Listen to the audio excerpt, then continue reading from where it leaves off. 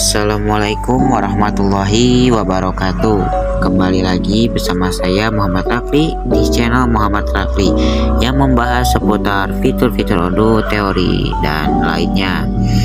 Oke teman-teman, di video kali ini saya akan membahas apa sih itu pengelolaan aset dalam aplikasi Odoo Accounting. Seperti biasa, di sini saya akan menjelaskan dulu secara umumnya ya, apa itu pengelolaan aset. Sesuai namanya ya teman-teman. Jadi kalau pengelolaan aset itu adalah pengelolaan aset jelasnya, baik itu individu, organisasi, atau perusahaan secara lebih efektif untuk mencapai suatu tujuan. Nah, kalau lebih dari itunya, keberadaan pengelolaan aset ini dianggap salah satu cara kita ya, atau cara untuk melakukan kinerja atau meningkatkan kinerja perusahaan.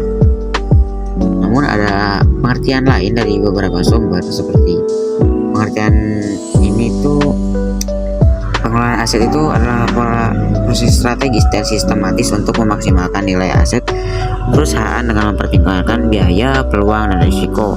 Pengelolaan aset memungkinkan perusahaan, jadi perusahaan kita, untuk memantau kondisi, kebutuhan, dan kinerja aset serta sistem pada berbagai level. Nah, itu ada pengertian kedua dari yang pertama tadi teman-teman. Ya, mungkin lengkapnya teman-teman bisa cari lebih lanjut di situs ataupun dimanapun ya teman-teman. Lanjut, sekarang di sini saya akan menjelaskan pengertian pengelolaan aset menurut Odoo Accounting. Nah, kalau di Odoo Accounting ini namanya mengelola aset.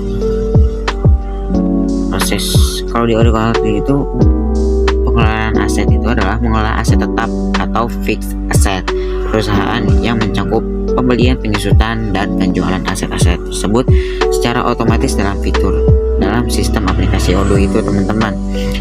Jadi fitur pengelolaan aset ini memungkinkan perusahaan untuk bisa mengelola siklus hidup aset mulai dari akuisisi hingga penjualannya. Nah, di sini juga ada beberapa fitur atau fungsi utama dari pengelolaan aset di Odoo Accounting. Yang pertama itu ada pencatatan pembelian aset. Aset yang dibeli itu akan tercatat nih dalam buku besar, dan nilai awalnya bisa dihitung berdasarkan biaya akuisisi, masuk biaya tambahan seperti pajak atau biaya transportasi teman-teman. Yang kedua ada penyusutan aset. Nah, di Odoo juga dapat menghitung dan mencatat penyusutan aset secara otomatis. Yang ketiga ada pengelolaan nilai buku. Jadi sistem Odoo ini tuh memungkinkan perusahaan ya untuk melihat nilai buku terkini dari aset tetap yang dimiliki, yaitu aset setelah dikurangi penyusutan. Yang keempat ada penjualan atau penghapusan aset. Ketika aset dijual atau dihentikan penggunaannya, Odoo dapat mencatat. Jadi si aplikasi ini itu dapat mencatat transaksi penjualan atau penghapusan tersebut, serta menghitung keuntungan atau kerugian yang dihasilkan. Yang kelima atau yang terakhir yaitu laporan aset.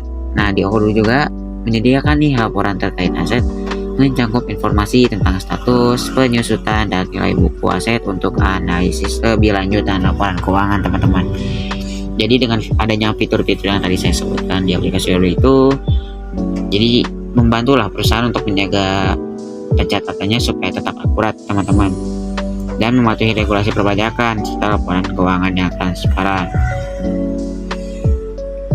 Oke, mungkin segitu saja video hari ini. Mohon maaf bila ada kekurangan karena saya manusia. Wassalamualaikum warahmatullahi wabarakatuh.